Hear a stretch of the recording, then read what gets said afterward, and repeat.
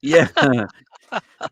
Yeah, good afternoon, guys. Good afternoon. Welcome back to another show, guys. We are going to be breaking down Liverpool's next 7 games and also the Atalanta game as well. We're going to chat about the title running, what we got to do to try and finish this season off as well as we possibly can.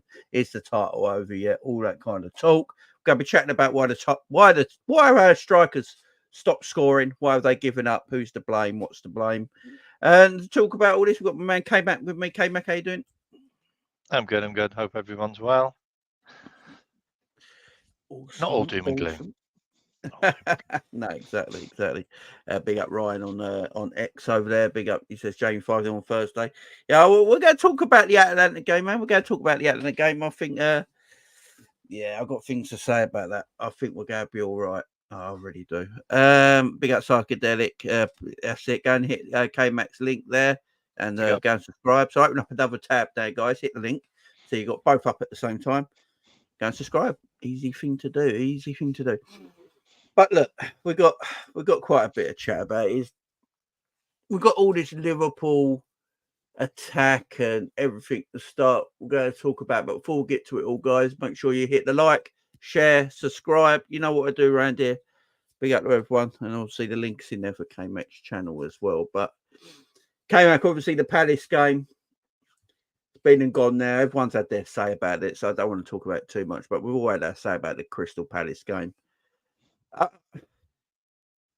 We have the chances we're missing right now is absolutely criminal, isn't it? Because if you go back and look at that Palace game, we could have easily won that game 5-1. Yeah, quite easily. What's happened to the forwards? Because we're creating opportunities. It's not like they're having no opportunities and they can't get through. We're creating openings, but for some reason the forwards ain't putting the back in the net. So what is really going on with the forwards right now? I just feel that we've never really had clinical forwards at the club, apart from Jota. Said this a long time. Like, the only striker that Klopp's ever bought, which was a clinical striker, was Jota. All the others are not clinical. Like, they need 3-in-1, 4-in-1. I think Nunez and Diaz need 5 chances to score 1 goal, if I'm completely honest. Yeah. I think we need to create more than 8 chances to get a goal in a game. If those numbers are right this season. Just if you don't score your goals when you've got big chances, you don't win games. And unfortunately, I kind of looked into this, and I feel like we're not the Liverpool that we want to be, where we counter attack on teams, catch them high up the pitch, and get a much easier chance. We don't counter attack that much now because we go a goal down in the first 20 minutes, like repeatedly. Like, if you count all games this season, including Europe and also Cups, it's 26 times we've conceded first. That is just insane. And as soon as a team does that, they just sit back. So there's no counter attack for us.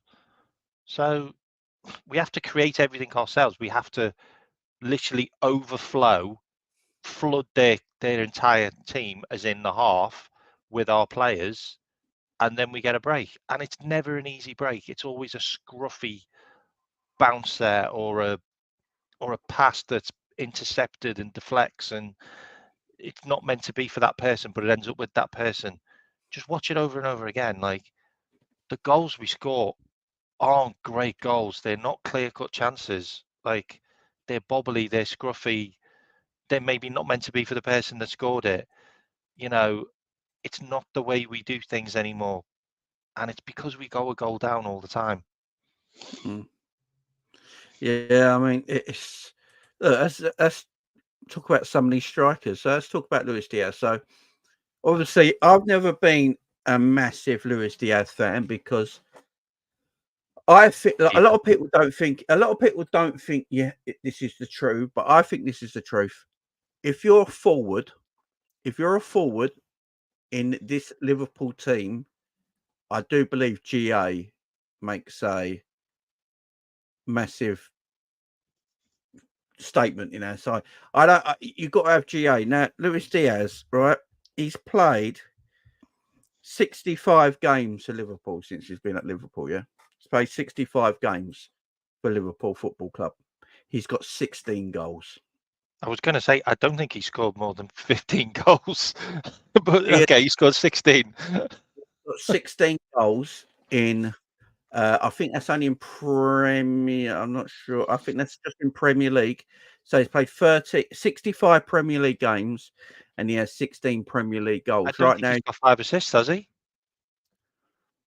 This season, he's got 8 goals and 4 assists. Okay. So with assists, he's got 4, 7. He's got hang on. He's got 9. Hang on, 3, 5. He's got 9 assists in 3 seasons in the Premier League. And this is just Premier League only. It's only Premier League. That's what Salah does. Salah does more than that in a season.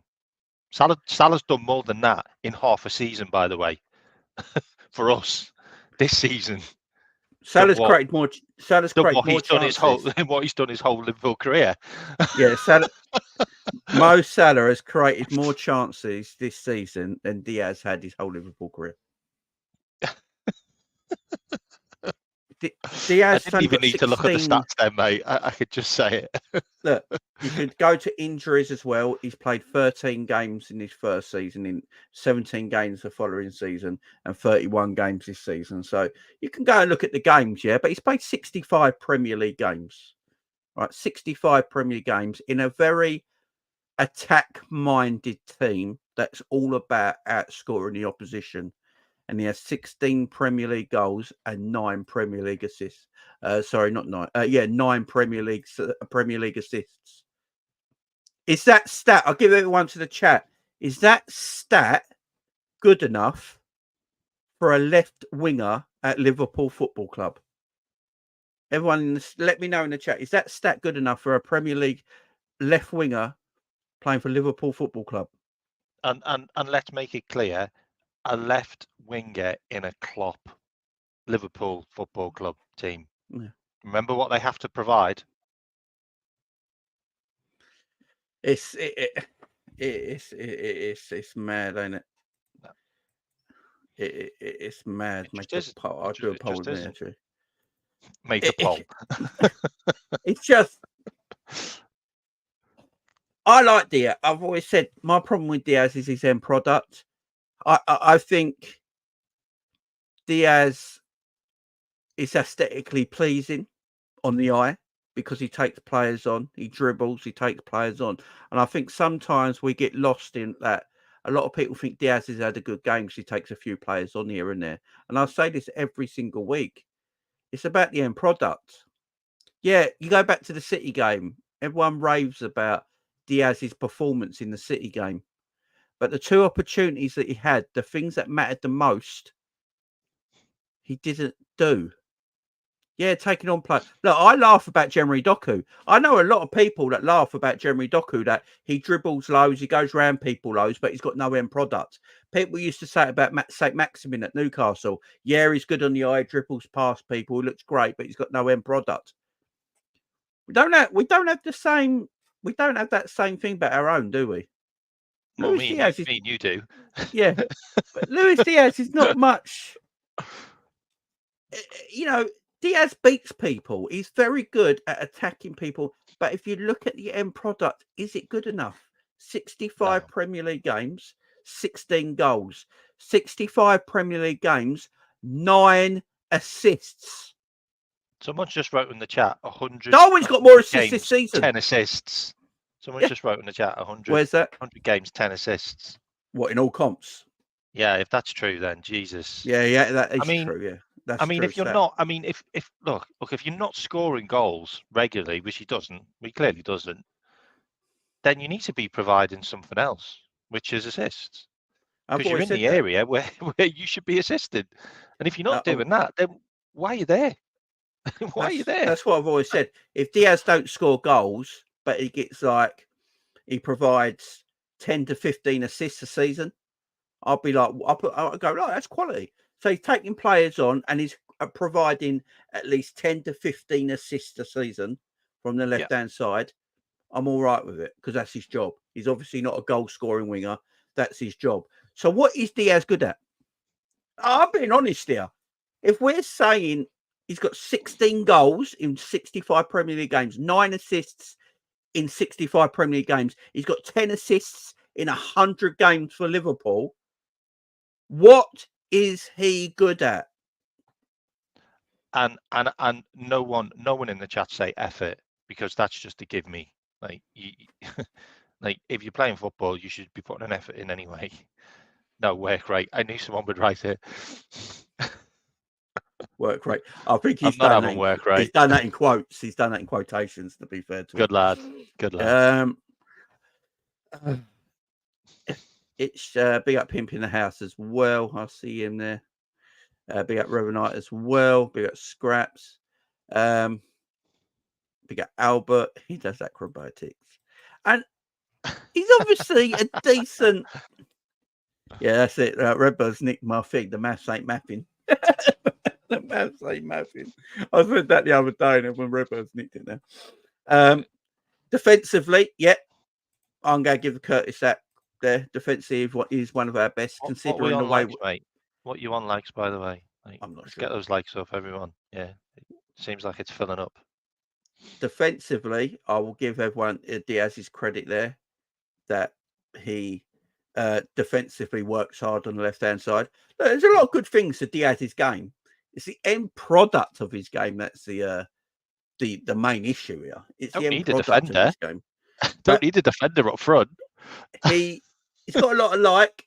His work rate obviously is very good. It is obviously very good.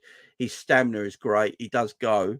He works up and down constantly. Yes, he's good at dribbling and taking his players on, and probably creating. Like, one thing of these stats don't say how many chances Diaz has created. I don't know if anyone can find that stat. If anyone can find that stat, it'd be cool. I don't know what his chance creation has been like, but yeah, it is. From a standpoint of GA, 10 assists in 100 games. I would also say that his best goal scoring form has been recently as well. So, like, how many goals has he scored in the last 10 games? Because I would say his goal scoring form's really been now, and before that was just non-existent, basically. Like, and they come in clutches, don't they? Like, he scores in 3 games, 1 in 3 games, and then just has a drought for 10 games. Like that's what he does. I feel like his drought's now started again, so he's going to go missing for a few games now.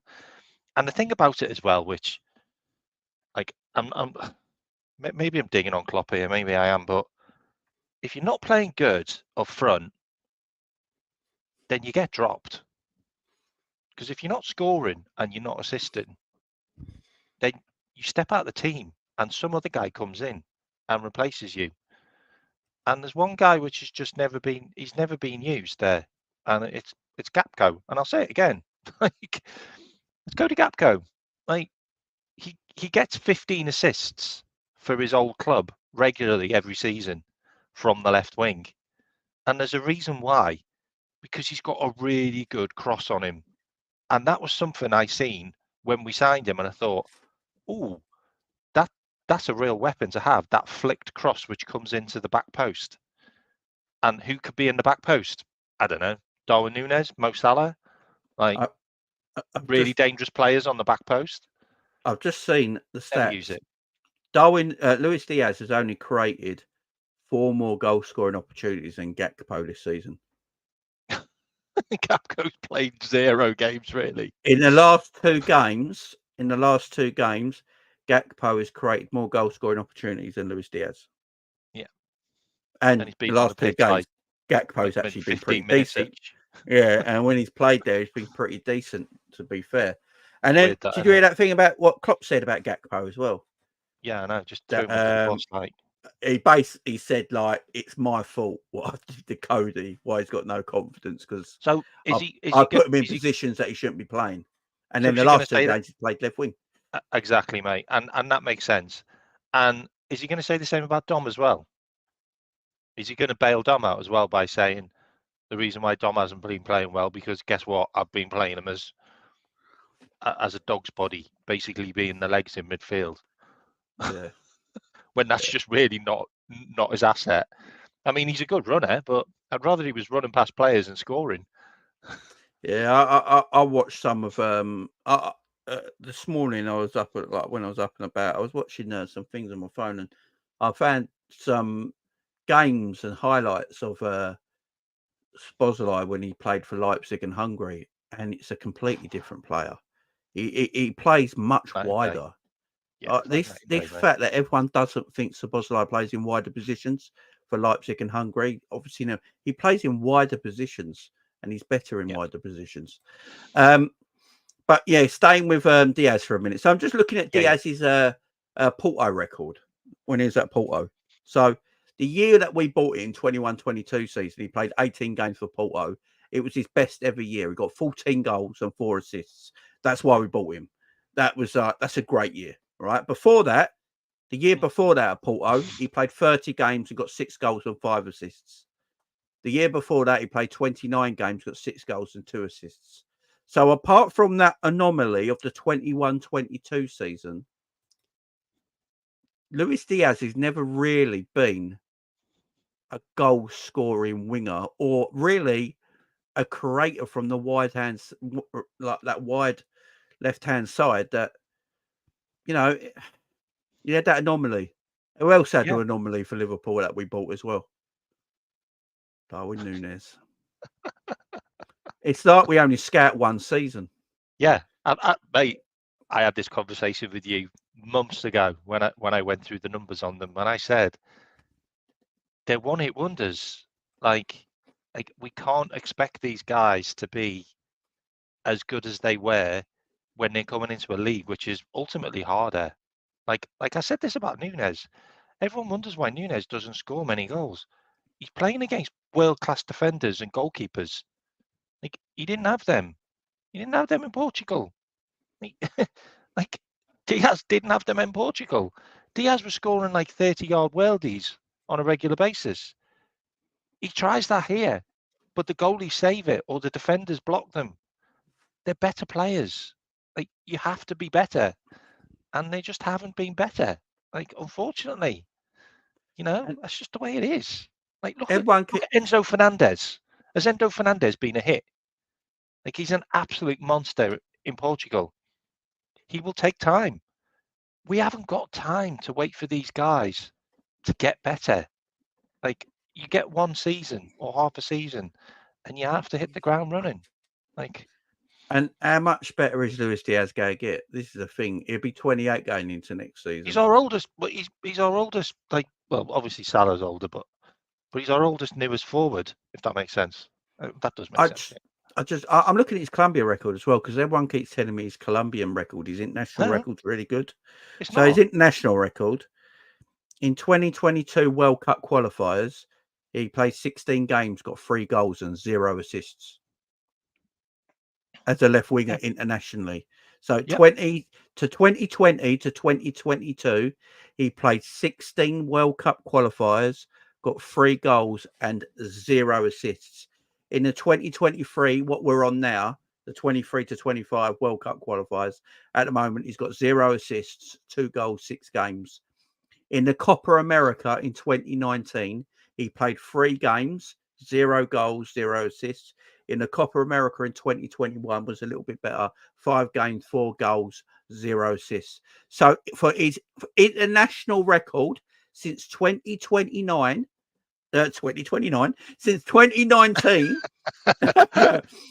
So it's right. I'm going to tell everyone right this. You might be shocked. His international record in qualifiers that are not friendlies. So this is not counting friendlies because no one counts friendly stats. That's why it's not counted. No one can. It's like Liverpool counting pre-season stats. So this is actual proper football, not friendlies. World Cup qualifiers, and Copa Americas. Yeah, he has got no assists from 2019.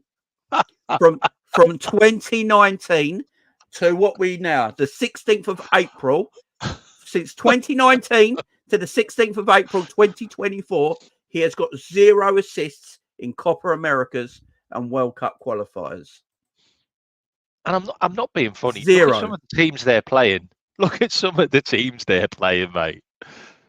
There's some right random teams like It's just Peru and I don't know, some mad teams that no one's ever heard of. and Yeah, this is Chile, Peru. I can't think of some of the teams. uh, Paraguay, just mad teams like and this is what I'm Panama. saying. Like Luis Diaz is aesthetically pleasing on the eye because he dribbles past players. So when we watch Luis Diaz at times, we think he's had a great game because he's been busy down the left-hand side. He's taken players on, he's causing havoc. He's looking really good. He's cutting inside. But then when you break it down after the game, look at his stats as a left winger for Liverpool under Jurgen Klopp. Hardly any goal chances created, hardly any assists, hardly any shots, hardly any goals. And it's a thing to talk about. So how can we have a clinical forward in Luis Diaz when he's not got GA?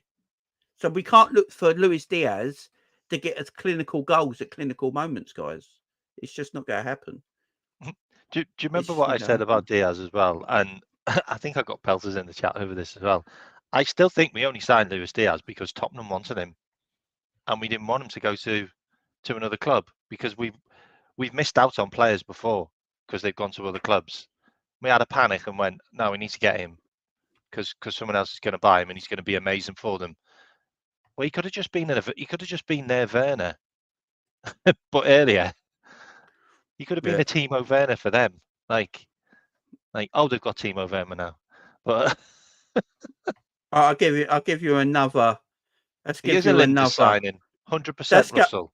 Let's go to another left winger. Yeah, let's talk about another left winger that don't play for Liverpool for comparison's sake. Yeah, Anthony Gordon. Anthony Gordon has played 30 games for Newcastle in the Premier League this season. He has got 8 assists and 10 goals. I do like Anthony Gordon, by the way, and I will get pelters for it. But Anthony Gordon at Newcastle this season, and we've got to remember here, Newcastle have been struggling this season. Let's not pretend they haven't. They've had injuries. They've been struggling this season. He scored, by the way, against every top 6 club this season. Yeah, he's a good player. That's how influential that kid is. He's a good player.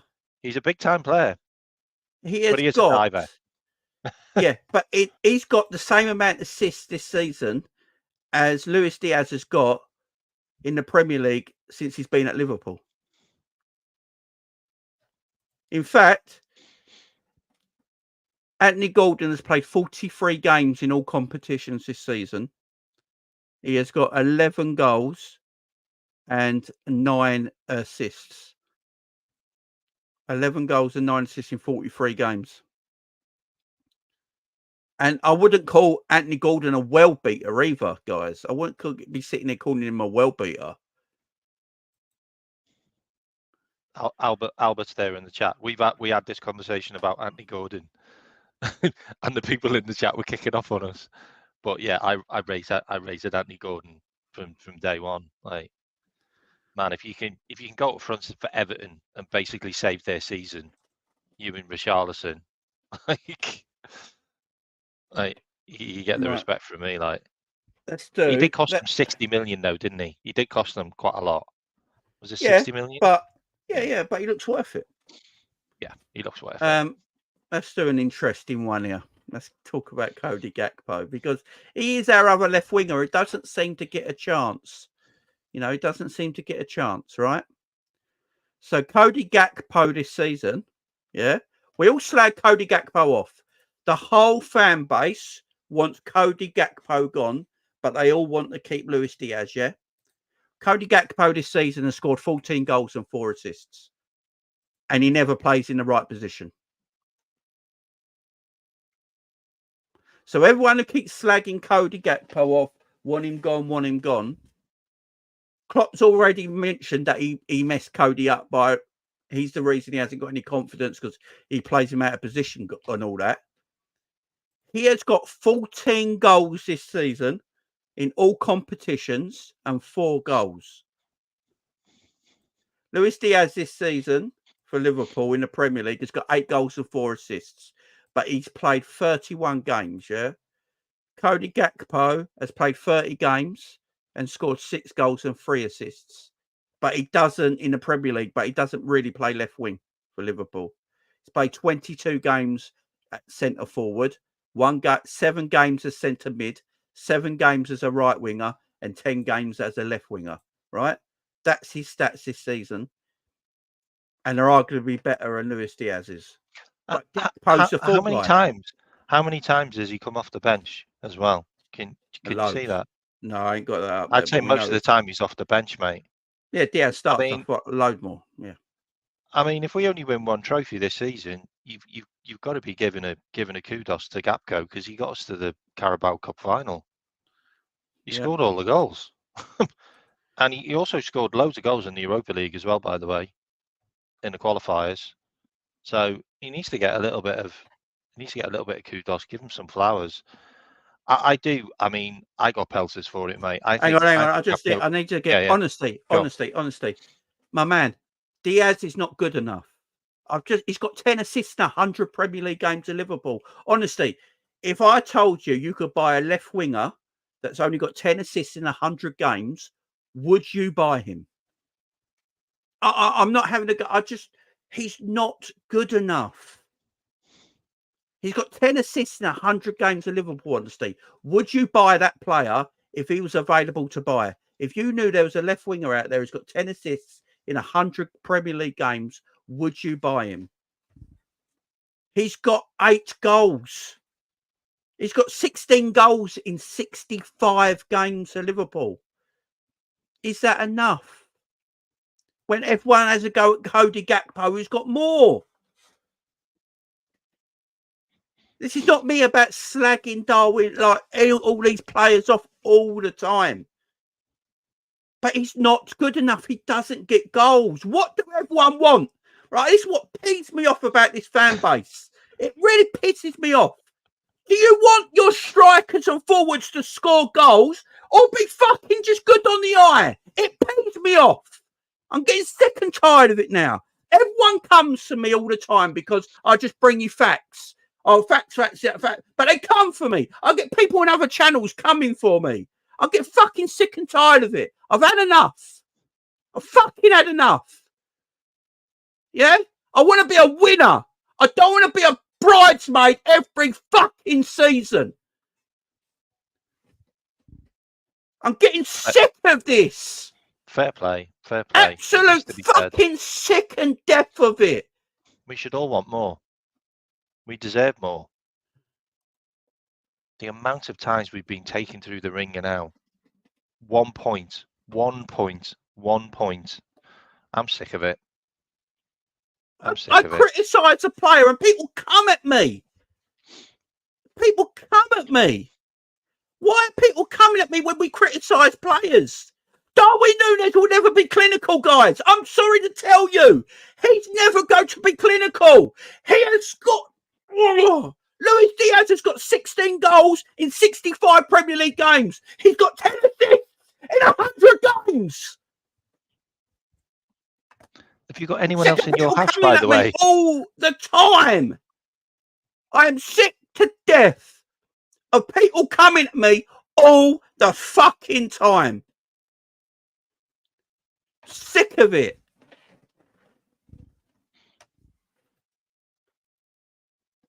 And that's not just the honesty, because I love honesty. Honesty's a great guy. And I'm pretty much throwing my anger at honesty. By the way, it's nothing to do with honesty. It's other people in other channels. That's what it is. Are people in other channels talking about me when I'm not around? I'm blocked. Right, I'm going to let people know right now. I am blocked from 3 YouTube channels, yeah? I am blocked from 3 YouTube channels, right? And because they block me, they don't think they can see me talking, right? Right? They talk about me all the time. all the time. 3 channels have blocked me. I can't write in their comments. I can't do anything, yeah? And they talk about me constantly. Oh, I'm negative. Oh, I'm a flip-flop. Oh, I do this. Oh, I do that. I talk about Darwin. I talk about Diaz. They're not good enough. It's constructive criticism. Exactly. It's what the show's about. I give my criticism and people come at me. Do you know what? I had to get rid of my old Twitter. This Twitter's pretty new. I've only had it a year. Do you know why I had to get rid of my old Twitter? People came for me in my DMs and were very nasty. They were calling my daughter names. Yeah? Because I had different opinions on football to them. And I called out players that they loved. Right? And you can't criticise. They called me horrible names. I'm not being horrible. These people are nasty. Yeah? I had to get rid of it. Start again. Do you know, in the summer, and my wife will tell everyone this, I almost quit YouTube. So I was fed up with it. I was absolutely fed up with it. In the summer. Right? I was fed up with it. People just having a go at me constantly because I criticise their beloved players. And this is not me having a go at honesty. Honesty's just caught the end of it. You know when someone just says something, they throw you over the edge, and you've got all this boiling over. So if Honesty's still watching, it's much love to Honesty. He's unfortunately caught the end of it. Straw that but broke everyone else, back. Yeah, Honesty's a lovely guy. I love him a bit. Yeah, but everyone else is just, it's just fucked me right off, man. It just fucks me right off. I'm just having a criticism. If people want to do it, become a YouTuber yourself. Become a content creator yourself, yeah? And then have your say. Because when you're a content creator, you have your say. It's there for life on the internet. It's there for life, yeah? We can't take it back. You know? Honesty. But people just, I'm sick to death of it. I do want to change my Twitter. I don't put no links into my YouTube homepage because I get people coming at me all the time. Do you think I want to live like that? Because I don't suck off the proverbial. Because I haven't got Klopp's erection in my mouth. Is that what the problem is here? Is that what the problem is? I get had to go at. I get called a hater. No, I'm getting sick of it. No more Mr. Nice Guy. No more Mr. Nice Guy. How many times have you seen people in the chat have a pop at me when I talk about Klopp? It's just, I just say it as it is. I've said it for time. If you like me, you like me. If you don't like me, you don't have to watch me. Do you know what I'm saying? If you don't like me, don't watch me. It's all cool. I don't know who you are. I'm never going to meet you. I'm never going to be upset. You know, if you don't like me, don't watch me. You don't have to get abusive and people horrible in the chat. Do you know what I mean? We're also not talking directly at you. Okay, so if you're hit by something we're saying, we're not actually talking directly at you. I love everyone in my chat. Everyone in my chat and my community, I absolutely love. I tell these guys in my chat all the time. Everyone in my community is always in my chat. I love them to bits because I make this show for them. You know, I make this show for your Jamrocks, your Red Machines, your Victors, your RJs, your D23s, your Russells, your Joshes, your Honesties. You know, I make channels for all these people, and Pete. This is what I make it for. This is what I do it for. Yeah, for these great people that are in my chat that spend their days watching me every single day of the week. That's what I do it for. Yeah, I'm not doing it for clout. I'm not doing it for sponsorship. I'm not doing it for the numbers. Yeah, I'm doing it because of the love of the people that give me. I want to give the love back to them, and I think they deserve someone who's not going to lie to them and bullshit them constantly. So people want the bullshit and lies. Go and watch someone else. But rant over, sorry. Go on, Kate, mate. Take it away. I've got to do something. All right, I'll leave you to it, one. Yeah, big up the chat. I love Scraps, by the way. I didn't see Scraps here. I love Scraps. Doesn't love me, though. I love Scraps. Doesn't love me. Me and Scraps talk. We're cool. I love Scraps. Yeah, big up the chat. Yeah, sometimes it is about the cult, but you know, we're all here together, and we've all got different opinions. we try to be as black and white as we can, really. We look at the numbers, we look at the metadata, we look at how they performed, and we give constructive criticism. And we should want better. We should want more. Like, everybody wants more from FSG, so why can't we want more from the manager and the players? Like you're all on the case of the owners. Why can't we be on the case of the players and the staff and the management? Like, they're the ones who are actually going to affect what happens on the pitch more. So that's how we feel. And a lot of things are going to change soon. We're going to have a new manager. We're going to have new players soon. We're going to have new coaches. So yeah, we want to talk about these players because these are the ones which are supposed to be going to take us forward. And does Diaz fit in a Ruben Amorim formation? Probably not. So we're going to talk about it. Will he turn Nunez into this clinical striker? Probably not. Like, he's missed 32 chances this season, 32 big chances. Like, 16 of them he got from Salah. Like, and you wonder why Salah's not doing anything right now. He probably doesn't want to pass to Nunez because he'll miss it. So that's probably why Salah's probably gone missing in games. It's just the way it is. And we have to look at, like, the fact that the last week we've been done by Man United, been done by Atalanta, and we've been done by Crystal Palace, and we really need a reaction. And I don't need Virgil van Dijk going on Sky Sports saying we're going to give it a reaction. And I don't want Trent Alexander-Arnold being this media darling, doing all these interviews and being a Sky Sports presenter. Just stop being that people and get it done on the pitch. Like, I don't care about your interviews, Klopp, about you wanting relationships more than trophies. Like, I don't care. Why are you talking all this crap? Why are you doing all this media? Like, just get it done on the pitch when it matters, because we've got 7 games to go and they're all cup finals. Yeah, man, I agree, man. I agree. So I just had to get my voice back there. Yeah, I just rattled off there. I let Kovac chat there. I had to get my voice back a little bit. I appreciate all the love, guys. I really do. Big up Gang of Deep as well. I appreciate all the love. Let me get I don't flip flop. And let me get the supers up. Gang of Deep says, when there is pressure, we fall short and never get over the line. Massive culture change is needed. Tired of the journey and state sentiment. We need ruthless proactivity. Klopp equals overrated, in my opinion. False. Yeah, we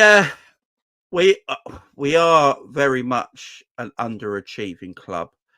I don't know what it is. I think Liverpool are falling into the love of being bridesmaids.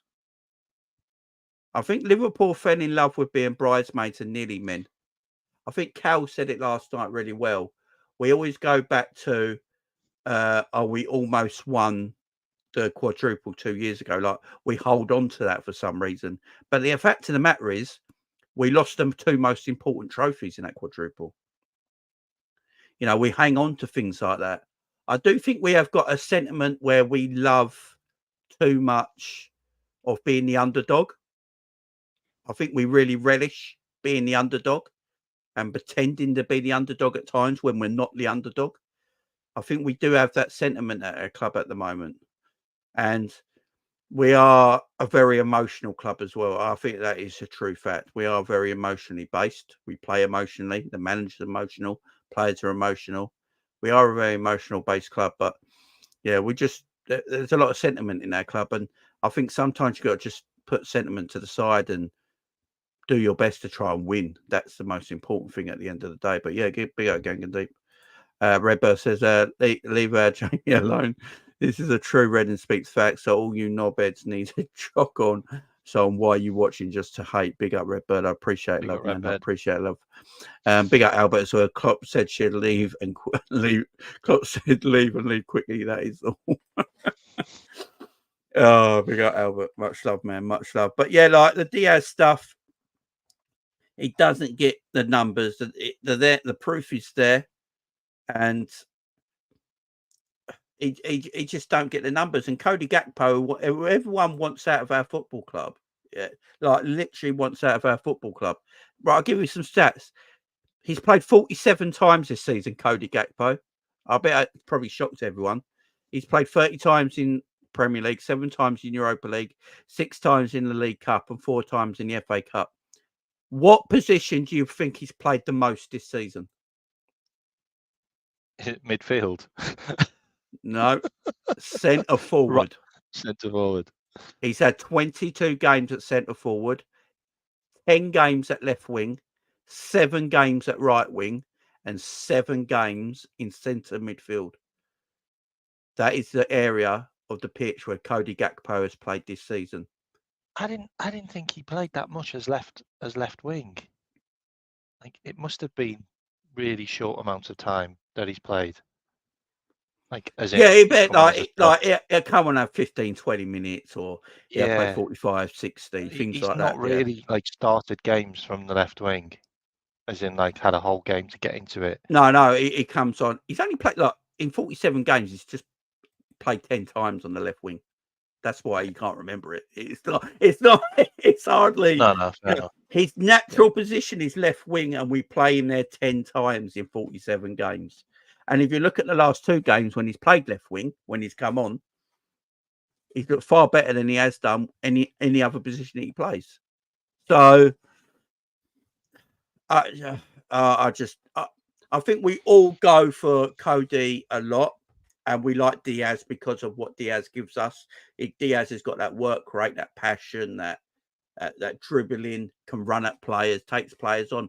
I'd argue Cody Gakpo dribbles at players really well when he's got the ball. How many times do you really see Cody lose the ball when he's got the ball in flight? No, he doesn't. He doesn't lose the ball, does he? He's no, doesn't really get knocked off the ball much. He just hasn't got that burst of pace. No, which is why I don't understand why he was played up front. He's got that. What Cody's got, he hasn't got the burst of pace, but he's got that long stride, ain't he? Yep. That takes you away from play. Do you remember like Yaya Toure? He had a massive stride that when he took 2 steps, he's just away from a player, weren't he? And he used his strength to keep him off you. When I watch Cody play, he takes them long strides. He gets the ball in the half turn, gets it, and then just runs. And when he runs, they can't get near him because that stride pattern's so long. And he barely loses the ball when he runs with the ball. You know, I personally think Cody Gakpo is a better player than Luis Diaz. That's just my opinion. And I think if Cody Gakpo played 31 games this season at left wing, I think Cody Gakpo would have far better stats than Luis Diaz. Well, you know what I've said about Gakpo. I think Gakpo's a bagsman. I think he'll get you the goals. I think he can convert more chances. I don't think he's at the level of Jota and Salah, who seem to be like 50-50. But I think he's like 1 in 3. Yeah. But the other 2 are like 1 in 8, 1 in 7. Like that's just a fact. Like the metadata don't lie. Like metadata is everything. Yeah. And also, I think that whipped cross, which really got a lot of assist for him at PSV, it's a real good asset to have, but we've never used it. Like, who out of our wingers crosses the ball? Like, no one crosses the ball anymore. The only 2 people cross the ball. The only 2 people I know that cross the ball are Cody Gakpo and Harvey Elliott. Yeah, Harvey Elliott. And when Cody does get it on the left-hand side, he does cross it. You know, he gets the ball across. I don't know. They're the only 2 that come off the top of my head. I literally don't know why Cody doesn't play more on the left-hand side. It's not like it must be something in Diaz's game that Klopp prefers over Cody, because Klopp said it himself. I think he's got Nudes, mate. Yeah, him and Nunez, like, because they never get dropped. Like, Yeah, they're very you have shit right. games. Yeah, you have shit games and you get dropped. Like, that's just the way it goes. Like, Yeah, Gomez has a shit game, he gets dropped. Gakpo has a shit game, he gets dropped. Jones gets dropped. Elliott gets dropped. Everyone gets dropped, but him, but those two. yeah. And Robbo never gets dropped. Oh no, it's mad, ain't it? It's mad. It's mad. But I just think Cody needs to have a little bit of a go now. I think some players just need to come out of the team a little bit. That's all. Right, that's But Gakpo will get used on Thursday, though. Obviously, he'll be scapegoated into that game, like to pull a miracle out of the bag. Like that's right. what will be expected, and he'll probably get played up front or in Let's talk midfield. about that's yeah, exactly. Let's talk about the man everyone's talking about right now, Darwin Nunez. Well, I'm going to say this for everyone listening right now. Right, I'm going to say this for everyone listening right now. I can't speak for K-Mac, but he probably feels similar. I don't hate Darwin Nunez, right? I actually think Darwin Nunez is an all right footballer, to be fair. What he's not, though, is an elite finisher. I think we can all agree with that. He's never going to be a world-class finisher. He's just not clinical like that. We've seen the stats now the Athletic put out today about the the conversion rate of Darwin Nunez is really bad. Really bad. That conversion rate of Darwin Nunez. It's not good. Yeah, it's not good. That's never going to change. What is he? 25 years old almost. That's never really going to change in this game. Yeah, but there are parts of Darwin Nunez's game that I like. That might be just me. Some people might hate Darwin Nunez completely and want him out of the club. And I'm not going to moan at people about that. But I have things on Darwin Nunez that I like.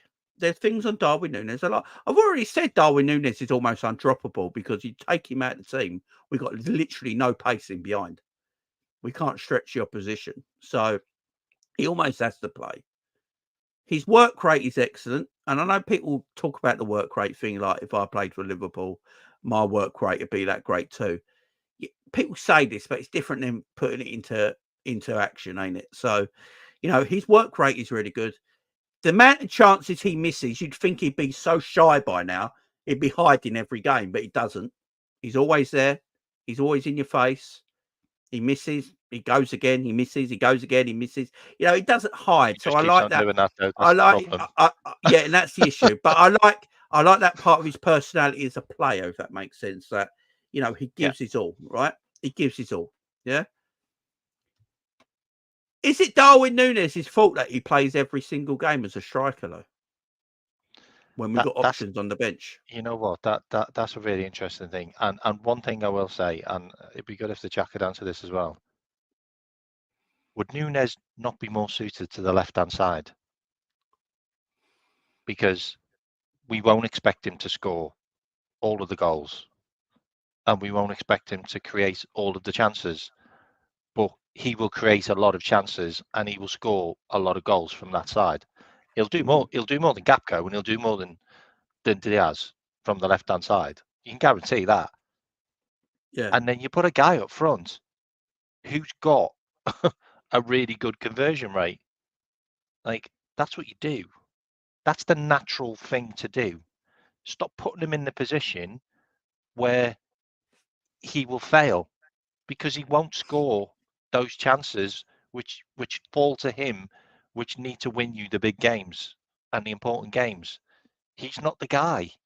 He's never ever going to be that guy. So just don't play him there. Put another guy there. Put Salah there if you want. Salah's got a 50-50 chance. He's the guy that scores 20 goals a season. Like, give him 20 more chances. Like, Yeah. it just makes perfect sense. Like, it's staring us in the face. Like, I don't get it. Like, I just don't get the stubbornness, the naivety of it. Like, you know what I mean? I just feel like Yeah, honestly said, Jamie, I remember a lot of fans saying Darwin for Benfica and Uruguay plays more from the left. I literally think that would benefit him more because when you watch Darwin play, he naturally drifts to his left-hand side. Yeah. He naturally drifts to his left-hand side.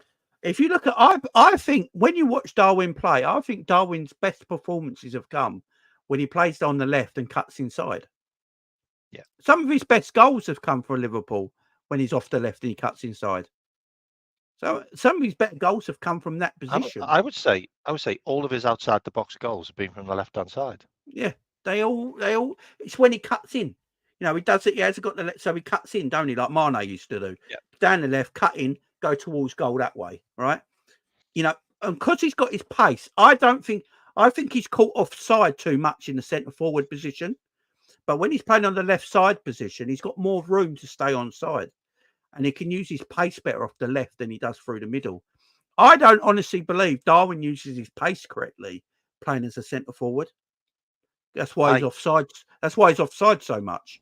But when he's playing off the left, he can follow the fullback, or he can drop deeper a little bit because he's playing on the left-hand side. Darwin will naturally drop deeper a little bit. Then he's playing centre forward. As a centre forward, you want to push up and play on the shoulder. As a winger, you go drop that. You go drop deeper just a little bit, so he's not going to be offside so much. And because of that, that benefits him with his pace and athleticism to get in behind. And to be fair to Darwin, I actually think Darwin's a better passer of the ball than Luis Diaz at times. Yeah.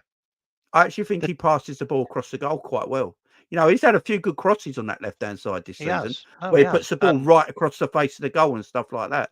He has, so, and he beats the man as well. He beats the man, and he goes past players. Like, he's got that pace.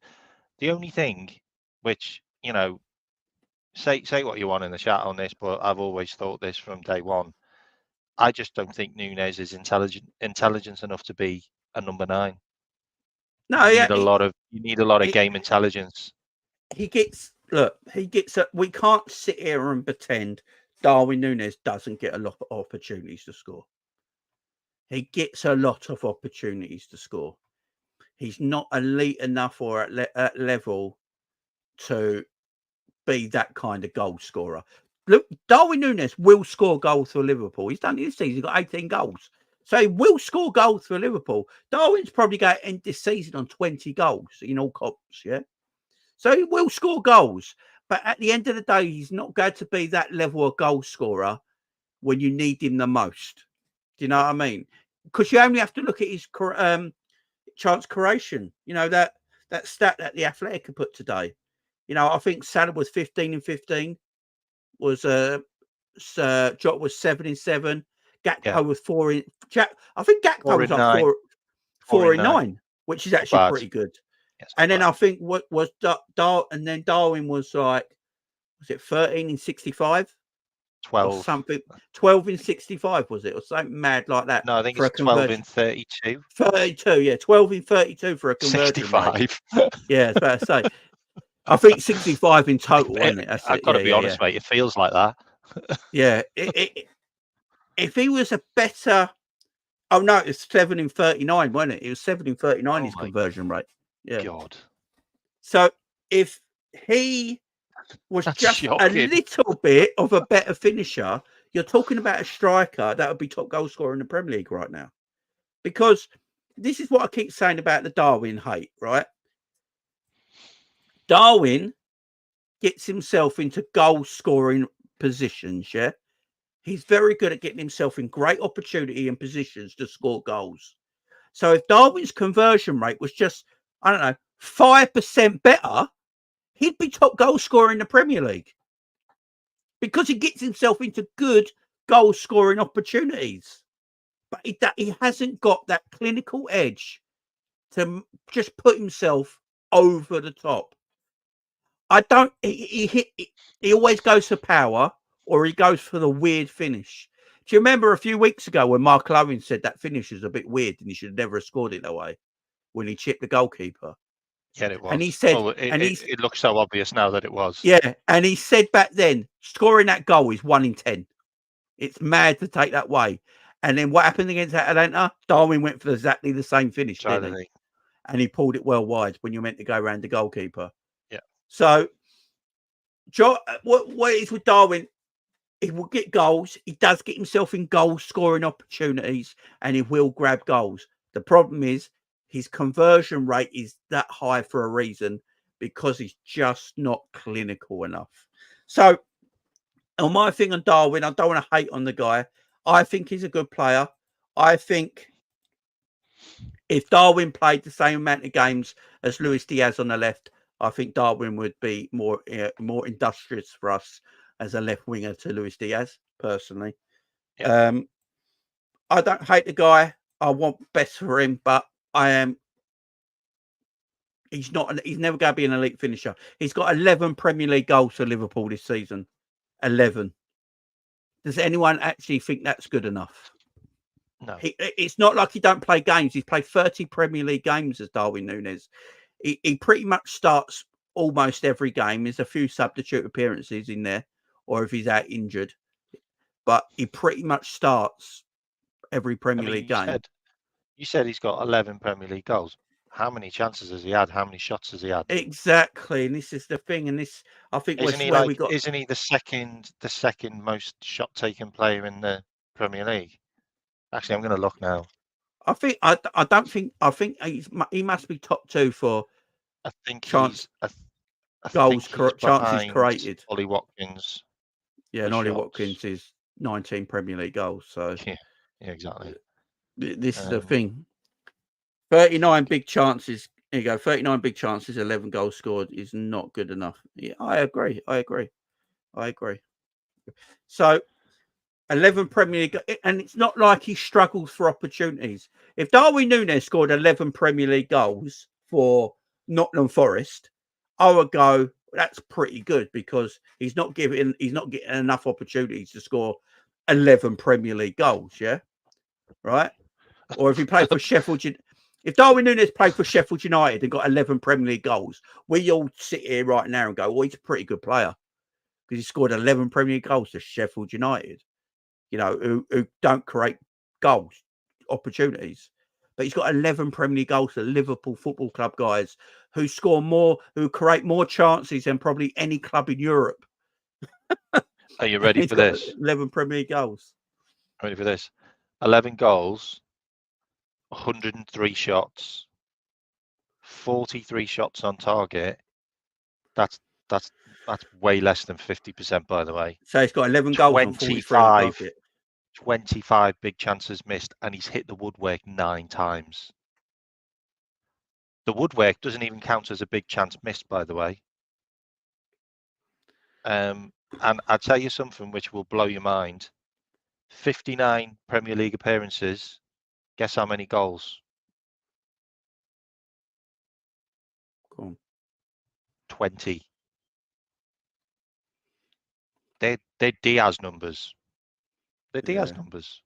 When you compare it to minutes played, games played, chances created, chances. It's not. He got 9 goals last season in 29 games. Is this? He's got 11 in 30. Hang on. Is this in 2 seasons, Ahmed? Is this in 2 seasons? Yeah. He's got 17 Premier League goals in 2. He's got 17 Premier League goals in 2 seasons with the chances we create. Ahmed, do you think that's good enough? He's got 20. He's got 20. Sorry. So he's got 20 Premier League goals in 2 seasons for Liverpool. Does anyone actually think that's good enough? That's 10 goals a season in the Premier League. That's 10 goals a season in the Premier League. He's a striker. He's not a number 10. He's not a midfielder. He's a striker. Cole Palmer has equalled that in his debut season for Chelsea, who is not even a striker. I know he's got 9 penalties, but he's still got to score them penalties. But he's got 20 goals. Ollie Watkins has got 19 Premier League goals for Aston Villa. Do we think them stats are good enough?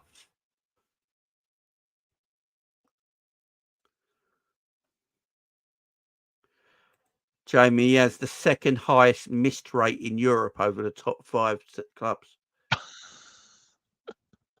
It's just... And this is what I'm saying And Honesty's right here, and this is what I'm saying. Honesty, you're right. He's better on the left wing, and this is what I'm saying. To be fair, Jamie, last season Darwin played on the wing striker. The whole exactly, honestly, and this is what I'm saying. That's for me his best position.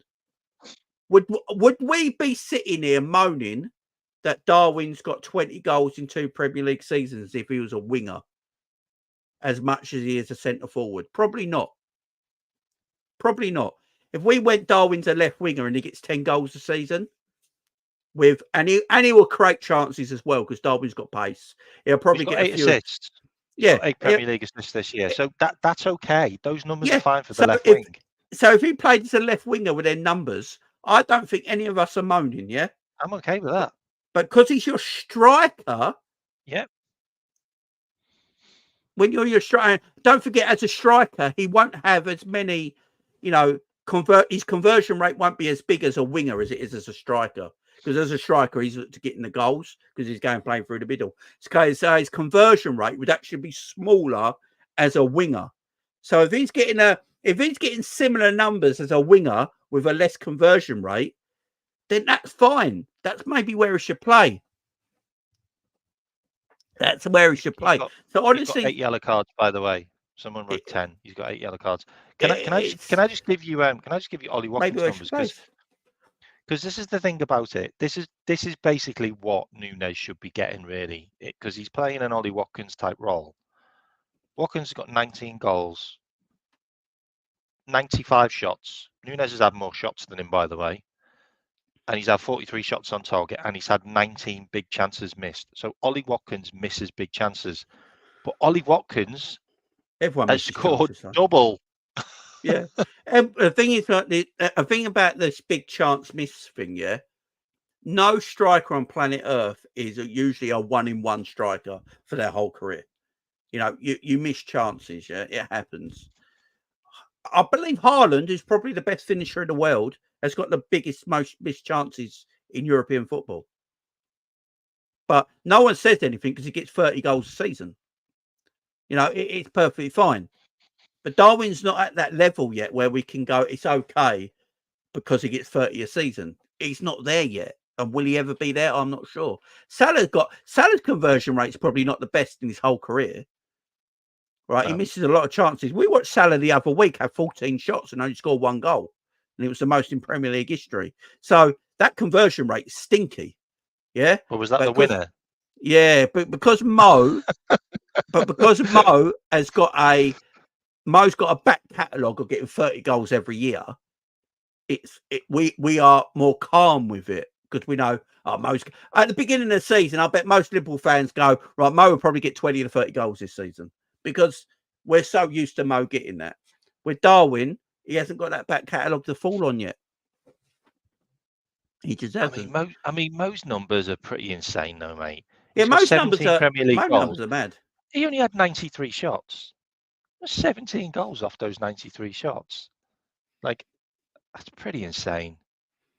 Like, Mo very rarely hits the woodwork as well, by the way. Like, yeah, exactly. Like, Nunez hit double figures for hitting the woodwork. Mo's hit the woodwork twice. Like, Futsal America TV says nobody understands that Nunez's goals dried up when Trent out the team. Shaking my head. Futsal America TV, let me know how many times did Trent create an opportunity for Darwin to score? I'm pretty sure it's Mo. Mo's created most of them.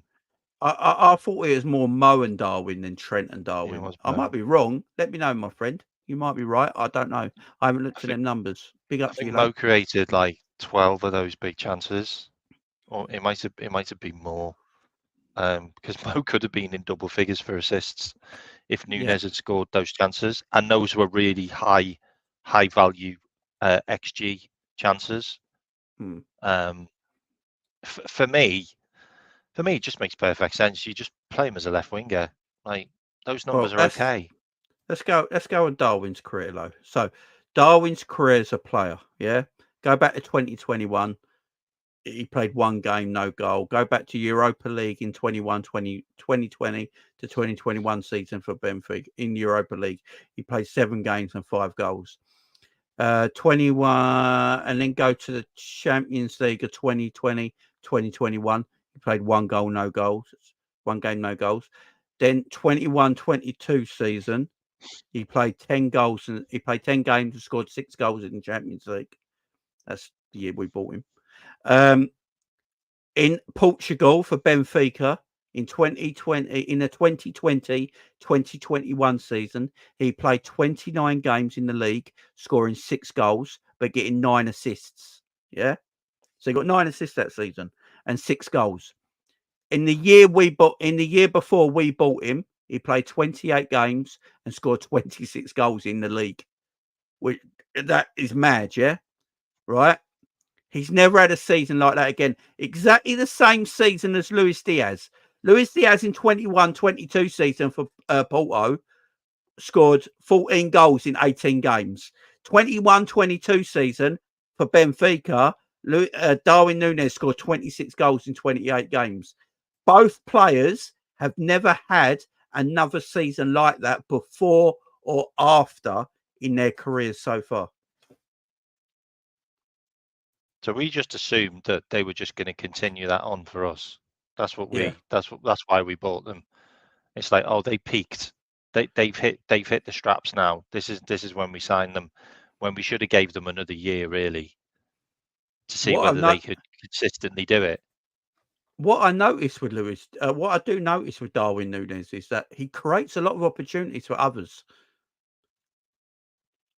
That's the chaos, though, isn't it? He creates a lot of opportunities for others. I'm looking at his records for Liverpool and Benfica.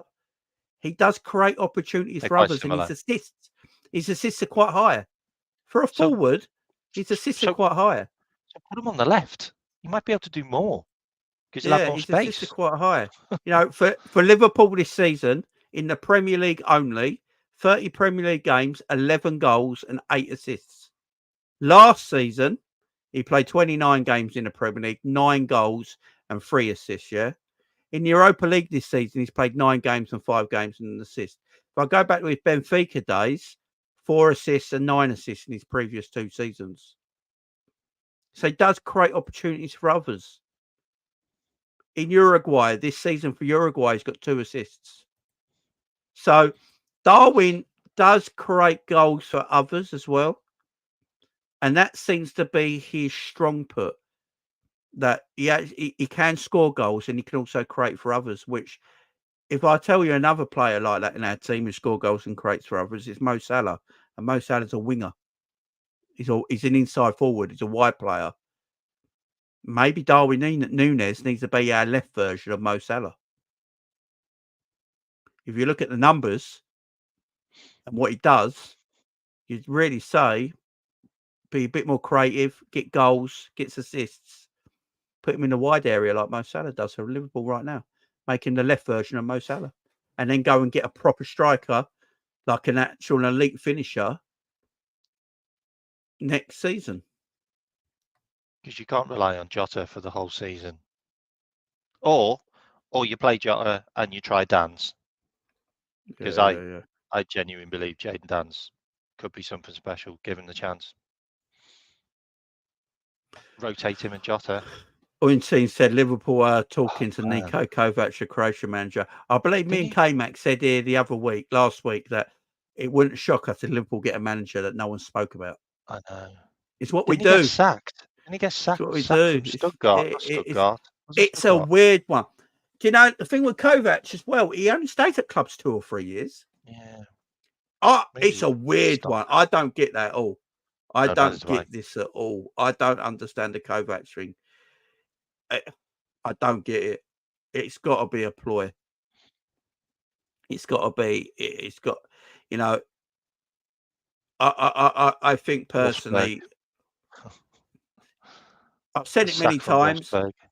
The Ruben Amorim thing. The only thing that worries me about Ruben Amorim is that I don't think we got the players to play his way. And and you've got to look at this. But look. Let me tell everyone one thing right now. John W. Henry and Tom Werner are not looking for the new manager, right? This is down to Edwards, right? Edwards is the one looking for the new manager, and other people in the group are looking for the new manager, right? Whoever a new manager comes in will be an Edwards get, right? It'll be an Edwards get, and they'll get him signed up, right? Edwards is all through analytics and data. What was we told? They go get the new manager through data. They go look at the data analytics and get their manager that way, right? Well, the analytics and data will probably tell you that we haven't got the players to play Ruben Amorim's way. And it costs a lot of money in the summer to change everything up to play Ruben Amorim's way. So they're probably thinking Kovac plays Liverpool's way. You know, the players we've got right now probably suits a Kovac system. And I don't like Niko Kovac. I don't think he's good enough. But the data, and this is the problem, the data, you shouldn't go through data all the time. But the data is probably telling them that Niko Kovac suits his managing style, suits the players we already have. And that's the problem. You know, that's the problem. Amorim wants to bring 3 of his players with him. That's the rumours that's being talked about. And they're going to cost a fortune because he wants to bring their striker, he wants to bring Diamande, and he wants to bring Inacio. And remember, it could all be just that's 150 mil. We don't know what's happening either. I wouldn't be surprised if there's another name next week and another name next week and another name the week after. Liverpool go do their due diligence and talk to a lot of managers. Do you think it's already done? No, I think Liverpool. It's already agreed. I think Liverpool are actually a bit worried they don't know who they're going to get in. I don't think we expected Xabi Alonso to turn us down. Yeah, I think Alonso was the first choice, and they thought he was going to be an easy. I don't think we. They thought he was going to be a pretty easy get. Yeah. Now Alonso's not coming, and he's not going to Bayern Munich either. Because Bayern Munich weirdly want Nagelsmann back, who they didn't think was good enough. Weird club. But and Alonso's definitely staying at by the way. Yeah, and I take Nagelsmann over bloody Kovac. I know that. Yeah. And I think they thought Alonso was everything. They're going to put all their money in Alonso, and that's going to be almost guaranteed. But it weren't. He stayed. He shocked everyone, even Bayern Munich. I think Bayern Munich thought they were getting Alonso, you know, and he said no. So I think now the club are in a hurry to get someone in. And when we talk about data, by the way, I just want to mention this to the chat. Data doesn't mean league titles. Data doesn't mean cups. Data's data, like whether it fits with Liverpool, whether the money ball fits, whether the players fit, whether what we want as a club, like the number of passes, that kind of stuff. That's the data. It's not the fact that you've won trophies here and trophies there. That's not how it works. That's not how they'll be running it. Otherwise, they'd just go for Jose Mourinho. So there's some breaking news as well. There's some breaking news. Liverpool talks between Liverpool and Ruben Amorim's agent. The Reds want to reach an agreement with his agent as soon as possible. Some little details are missing, but discussions are positive. So that's going some breaking news just now as well. So do you know what it is? I think what Liverpool are doing, they got 3 or 4 managers that they want, right? They got first choice, second choice, third choice, fourth choice, fifth choice. They got a whiteboard in their office. Top of the list, they got Ruben Amorim. The problem is Ruben Amorim is working for Sporting Lisbon right now, and Sporting Lisbon are trying to win a double.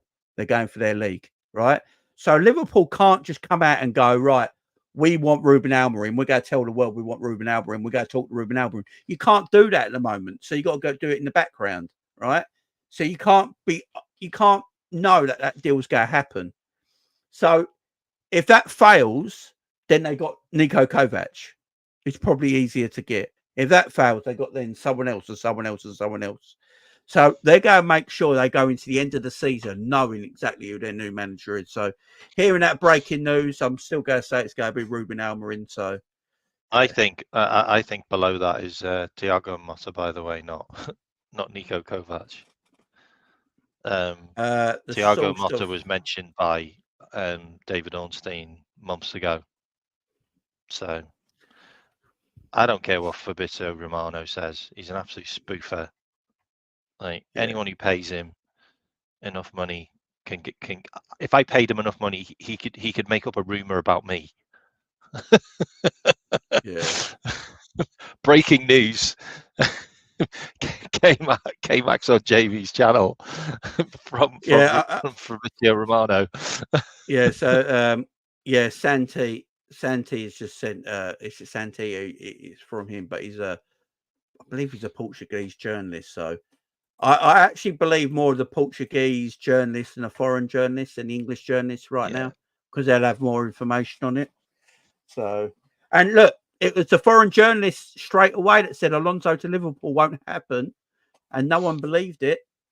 You know, the foreign journalists who kept saying Alonso to Liverpool will not happen, and all the English journalists were going, look, Alonso's still Liverpool. Liverpool is Alonso's first choice. They're not finished with this yet. And then eventually Alonso said he was staying. So the foreign journalists got it more right than the English journalists. So yeah, I would. I would. I'd more likely listen to what Santi's saying on. I can't remember his surname, but yeah, there you go. Honesty's got it. There you go. There you go. I'd rather listen to Santi than Ornstein at the moment, because Ornstein gets his information from these people and then he breaks it to the British press, you know. But he makes sure before he breaks it that the news is absolutely 100% concrete, and then he breaks it. So there's a guy in the chat who's got like he's like a H with a pound sign. Yeah, that's the list there, mate. Yeah, let me get it one sec. He's wrote the list there. Vince's Viewpoint, big up for the super chat. Much love, my friend. Hi, guys. Thoughts on Pep Lijnders replacing Klopp? I think the players would have liked Pep Lijnders. I just don't know if he would have gone down well with the fan base. I think Pep Lijnders would have just kept the same thing going that Klopp's doing now, and the players would have been comfortable with that. But my issue with it is I think the players are too comfortable and they need to kick up the arse. Personally, I think they're too 100%. Comfortable. I think they're too 100%. Comfortable. That's always been a problem. Alonso, Amorim, Motta, and that is probably the list. Yeah, so that's Alonso was number one at the time. Won't go happen. Knocked him on the head, and then Amorim's in now. Yeah, I'm with you, man. That's your data there. They're all your data guys. All young, all up and coming, ready to pop. Exactly. That's true. That though, someone wrote in the chat there. David Ornstein gets his information from FSG. He does. Yeah, he got that. David Ornstein's the one who broke it to the world that FSG was selling, and they weren't. Yeah. that worked well, didn't it? Yeah. Got them off the hook for a year. Jack says, I think we're in for a rude awakening in regards to a new chapter. Klopp is the reason FSG said success, not the other way around. Oh, I don't think any of us disagree with you, my friend. But no, we don't. That's all we can say. Let's see what happens next season. I don't want to get into that thing where we could be better next season. Give it like let's see what we're like, because we could shock. Things might we could say it the other way around. Though, what if Liverpool are better next season without Klopp? You know what happens then? What do we like? It doesn't mean Klopp did a shit job. He did an amazing job. Like Bill Shankly is regarded as Liverpool's greatest ever manager. If you ask a million Liverpool fans around the world at different ages, they probably put Bill Shankly number one in a poll. Yeah, Bill Shankly did not win anywhere near as many trophies as Bob Paisley. Right? Bob Paisley came into Liverpool and won more trophies than Bill Shankly. Bob Paisley conquered England and Europe at the same time.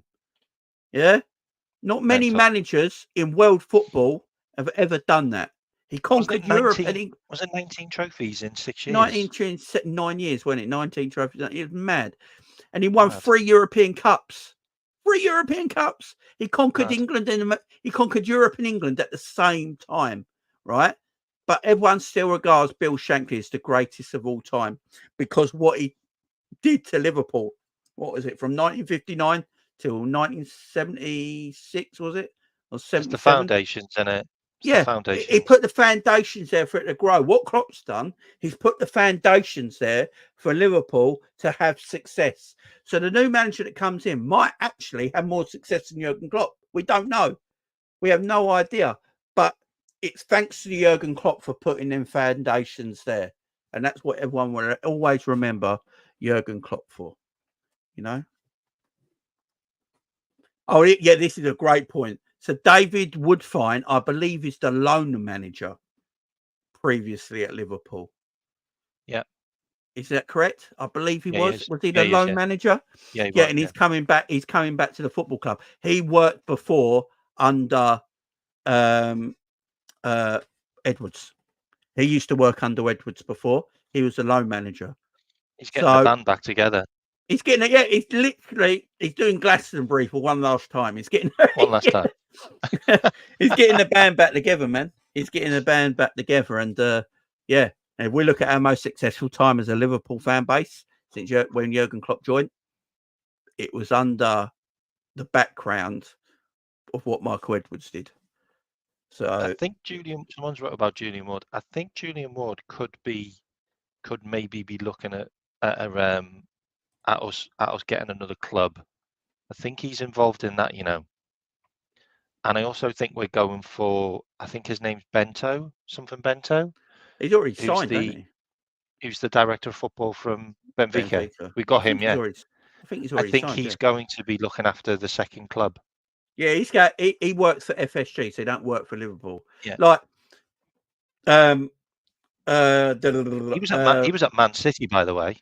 Yeah, he knows what he's doing. He was at Man City.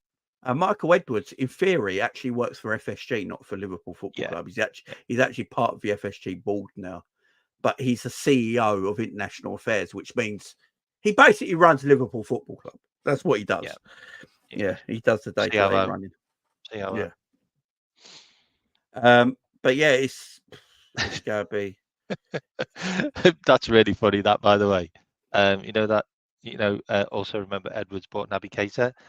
Have you heard what happened to Naby Keita? Yeah, he heard he weren't playing and fucked off, didn't he? He just went AWOL.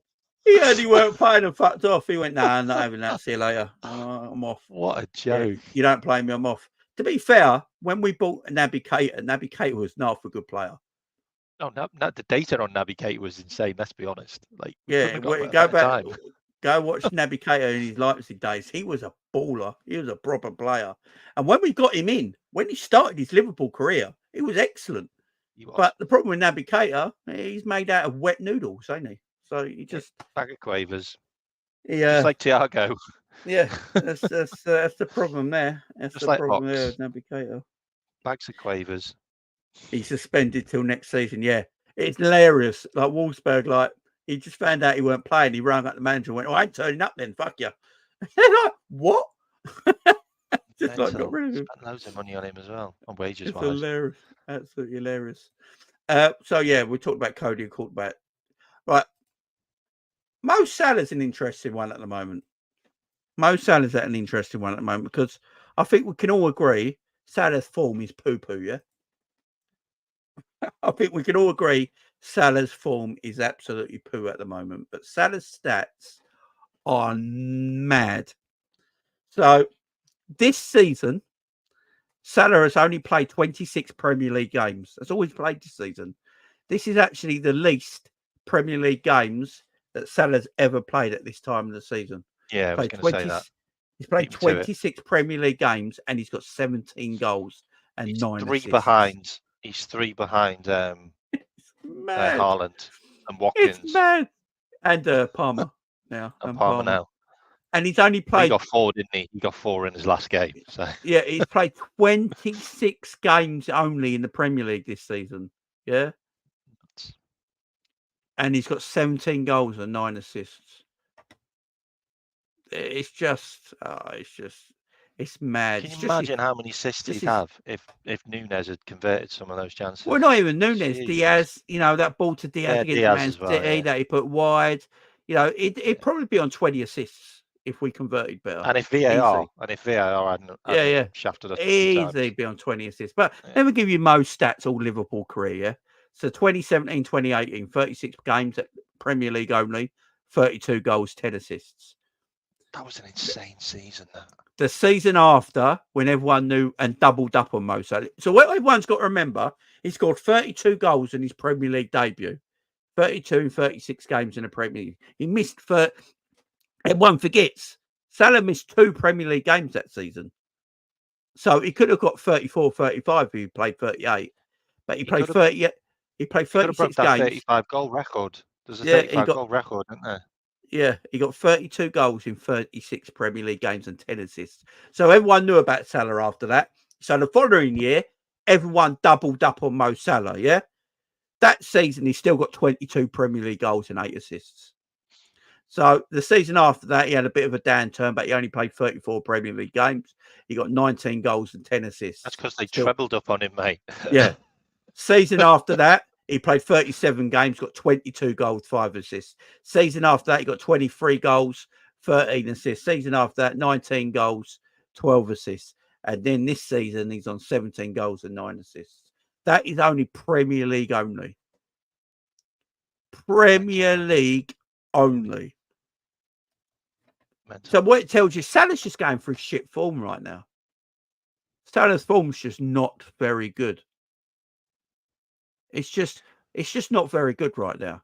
And there's nothing wrong with that. You know, the best players in the world, if their form's a bit bad, you just drop them out of the team for a little bit, if need to be. You want to know the interesting thing about going nowhere though. About why I think Salah's form's dipped. He's not got Trent there. He's not got Dom there. Dom's form's dipped as well, by the way, because Trent's not there. Trent and Salah obviously have that great chemistry on that right hand side. Trent, Dom, Salah seems to be a bit of a combination there. Just saying. They need more time, but like Mo, everyone forgets before Mo went to AFCON, he was the top goal scorer in the Premier League. It's just I'm going to say something right now because I've seen a lot of nonsense about Mo Salah. Right, I spoke about Mo Salah recently, and all I've been saying is that Mo Salah's not in form at the moment, and he looks a bit poo, so drop him out of the team. It's not sell him, it's not get rid of him or any of this like that. He's just not in form at the moment. And when players are not in form, usually you just drop them out a little bit, yeah? But I've been hearing some mad shit.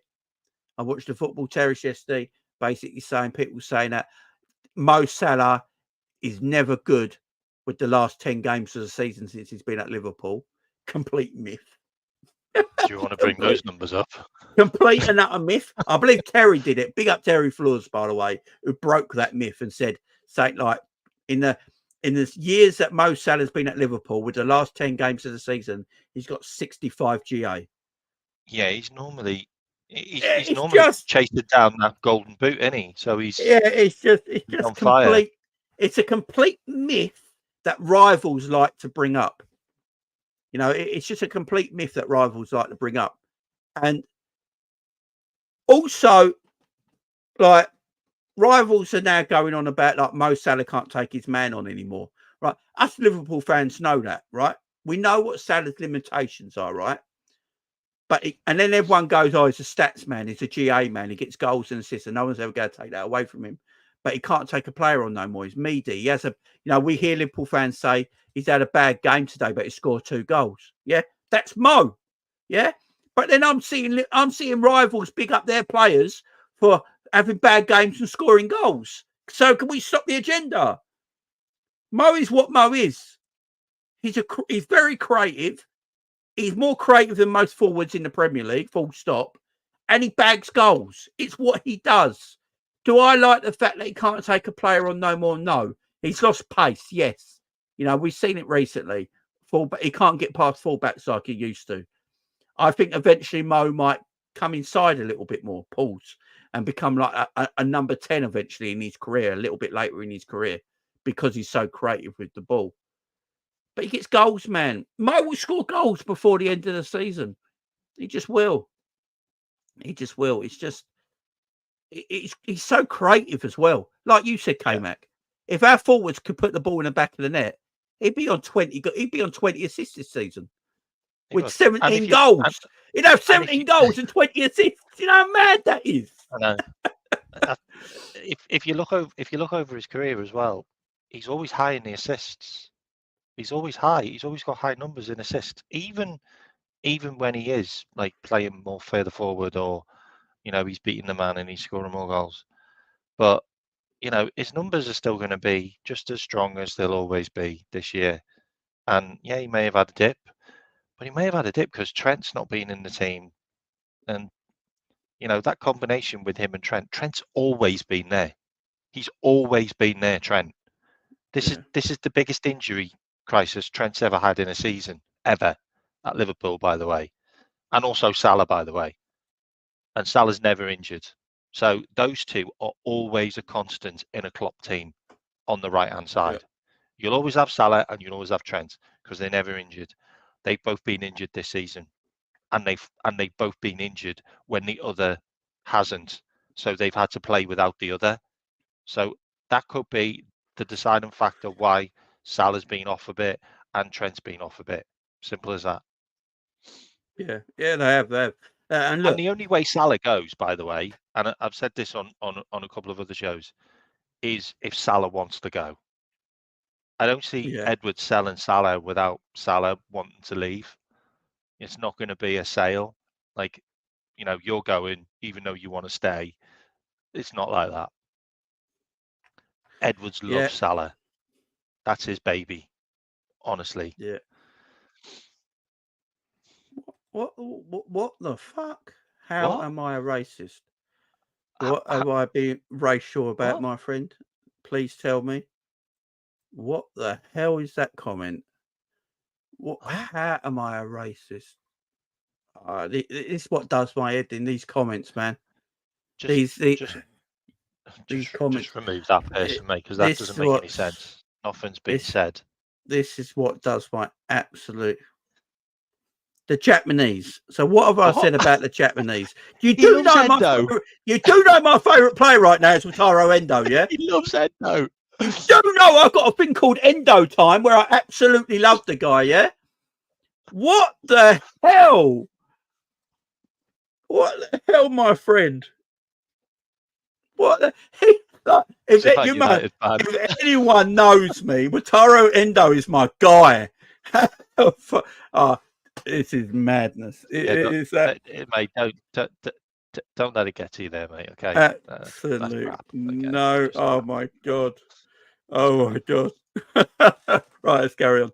But Salah. Yeah, Salah is just not the player. What the player was 3 years ago because he's got older. It's life. His pace has gone a little bit. His first touch might not be as good as it once was, but he'll always be a finisher. Mo will always be a finisher. But Mo, I think we can all agree with this. Everyone in the chat can agree with this. Mo is probably the most... I would say Mo is the most frustrating player at Liverpool Football Club at times. I think a lot of people will agree with that, man. I don't know. I think one's ahead of him. We've just talked about extensively. But we know how much better Mo is as a footballer, don't we? That's the thing. I think we know how much. You know that Mo's going to get you. He's going to win a game, or he's going to create that chance. You know he's going to do it, even though he will frustrate you. Yeah. But the other guy, you're like, no, you're just not going to score today. Like. yeah, exactly. It's just it. Mo's just I love the guy, though, and if Mo wants to leave, as you say, he'll leave. If he don't, he'll stay. And any new manager would love to come to Liverpool knowing he's got Mo Salah to use. So I'm cool with Mo Salah. But we've done Gakpo, we've done Darwin, Luis Diaz. Right, I'm not going to hit on Jota too much because I've got a Midnight Madness show tonight with Diogo Jota. So I'm going to leave that till tonight. A little bit of a cliffhanger. So we'll talk about Jota tonight, guys. Be on that, by the way, mate. Sorry. No, you're right. I'll do my Midnight Madness show tonight, and I'll talk about Diogo Jota tonight. But look, we've got Atalanta coming up. on Thursday. Team's got to put things right. Does anyone in the chat honestly believe Liverpool can go through against Atalanta on Thursday? Can Liverpool win that game 4-0? Can Liverpool win that game 3-0 and go through on penalties? Anyone feel like Liverpool somehow will go through against Atalanta on Thursday night? Because Atalanta are not that good. We just made them look good. Yeah. People believe. People believe. People believe. Here we go. Here we go. Yeah, got people believing now. We need a Jota hat trick, don't we? We We've need got another people Jota hat trick. believing. We've got people believing. People believe. Yes. There we go. That's it, lads. There we go. That's no chance at all. It's going to be a struggle. Yeah, I just feel like Josh says, I think we have 30% chance we won there 5-1 last time. I feel like it's about Klopp getting his team right for this game. Because I think Jurgen will feel like we can beat Atalanta, even in their own ground, even though being 3-0 down. I honestly believe Klopp feels like we can win this game. He ain't going to drop it. He will go, I reckon he'll put the strongest 11 out we've had all season against Atalanta. What do you reckon? No. Game over. See you later, guys. I actually think he'll go the opposite way. I think he'll go for the league. I think he'll put his strongest team out against Fulham. I think he'll play your Gakpos and your Dans, and I just do like. Look, I want to beat Atalanta, like, but we've still got a chance of winning the league. Like, there's still 7 games. Like, Man City have still got some hard games. Man City have got Real Madrid at home, and if they go through and Arsenal win, they're playing Arsenal. Like, they're going to go full strength in a few of those games. I just feel that there's points that can still be dropped in the league, and if we win all 7, we've got a really good chance of winning the league still. Atalanta, we lose against Fulham or drop points against Fulham, and it's done. It's just completely done. Yeah, and we might not even get a win at Atalanta. So we go full strength, don't win at Atalanta, and then drop points at Fulham, and then it's all done. I just think you have to go for one, and I just think the league's a better percentage for me. And Atalanta have got a good record at home. Like, I think they've won 7 in their last 9. They drew 2-2 in their last game. I know that at home. Yeah, they're not against a shit team. They're not a great side, Atlanta. We should be putting these to the sword. I know what you're saying. I think he might I've got this feeling in the back of my mind. Klopp don't think this is over, and he's just going to go for it. I'm not being negative, by the way. Sorry, I'm not being negative. I just think we need to hedge our bets now. Yeah, close. I don't think Klopp's going to hedge them. No, I think he's going to go for both. I literally think he's going to go for that. I think in the Atalanta game, he goes with Alisson, Trent, Robbo, Van Dijk, Konate. I think Endo gets rested a bit. I think he goes McAllister in the 6, Curtis Jones and Szoboszlai. And then I think he goes with Luis Diaz, Diogo Jota, and Mo Salah, and uses Nunez as a super sub. Oh, mate, I'd love to see Gakpo. Gakpo, Jota, Salah, or even Nunez, Jota, Salah. That we just haven't seen that. We've not seen that. Like, I'd like to see Gakpo, Jota, Salah, but I think he's going to play Diaz. Gakpo. I'd personally go Gakpo, Jota, Salah, but I think he's going to go Diaz, Jota, Salah. I think McAllister will play in the 6. Szoboszlai, Curtis Jones, Trent, Robbo, Konate, Van Dijk, Alisson. I reckon he'll go that 11, and I believe Klopp feels that's his strongest 11. He'll go with that team and try and get the game won. Because Atalanta, I don't think Gasperini will stick back, because I don't think he really knows how to. He knows one way of playing like Klopp does, and he'll play exactly the same way, and it will leave openings. Liverpool will get chances. And look, let's be fair. If Liverpool actually take their bloody chances and win this game, because if we go back to the home game, if bloody if Darwin Nunez scores that goal in the opening 10 minutes, that game is a completely different match. It's a completely different game. And Liverpool just got to take their chances. I literally feel like Nunez and Elliott at the crossbar, remember? Crossbar inside of the post. Yeah, exactly. Yeah, he did that Salah effort, didn't he? From the right hand side. Yeah. The thing about it, I'm going to play devil's advocate. We concede goals away from home in Europe. Like we've done it all season. We've conceded goals away from Europe. We concede one goal, we're done.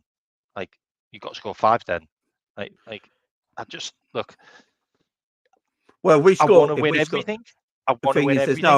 There's no away goals, is there? So Liverpool score 4. I want to win everything, but we still got to score.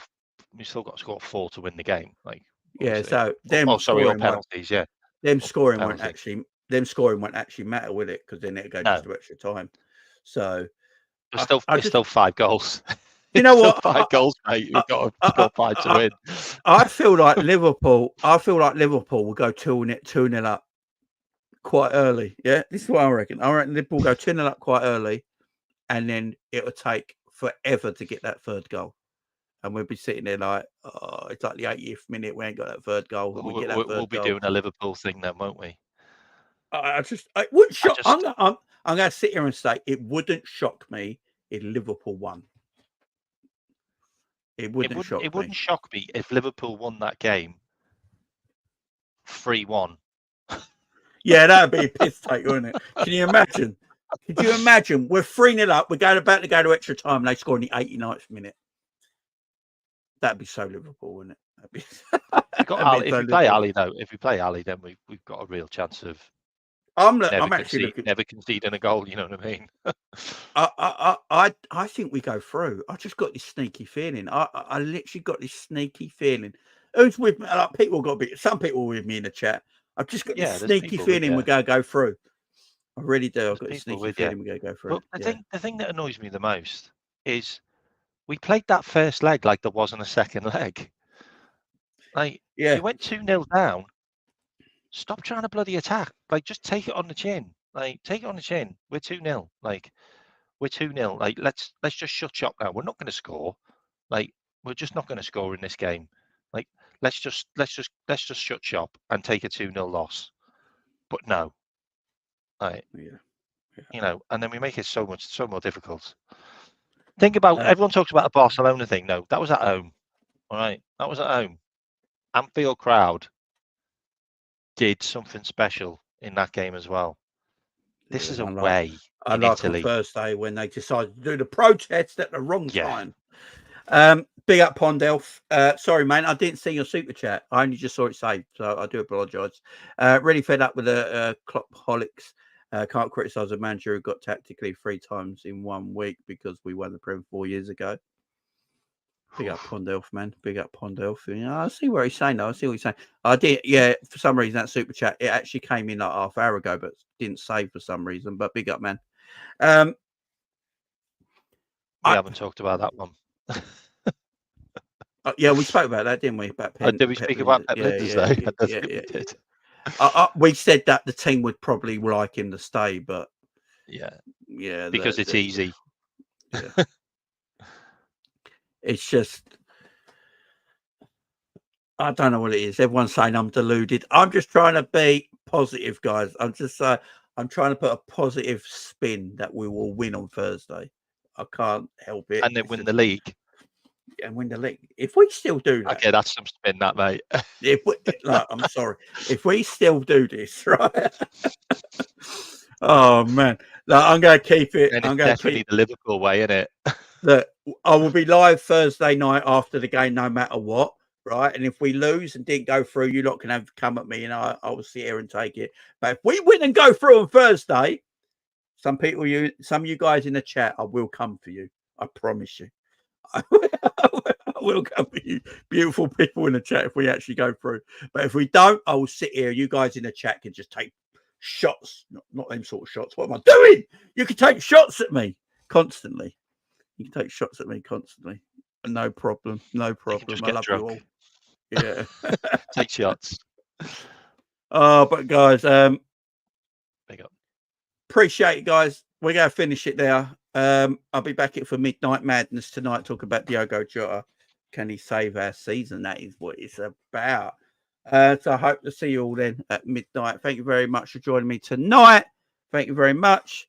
Come for yourself. Come for you.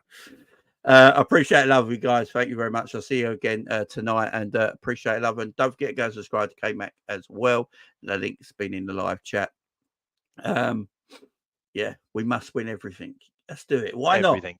not? Let's win it. Let's try and finish this season. We've got 7 games left, guys. Pray to the football gods that all the players can find their shooting boots again, and we can end this season pretty well. Fingers crossed. But I'll be back at midnight, guys. Us. There you go. I'll be back at midnight. Bye-bye.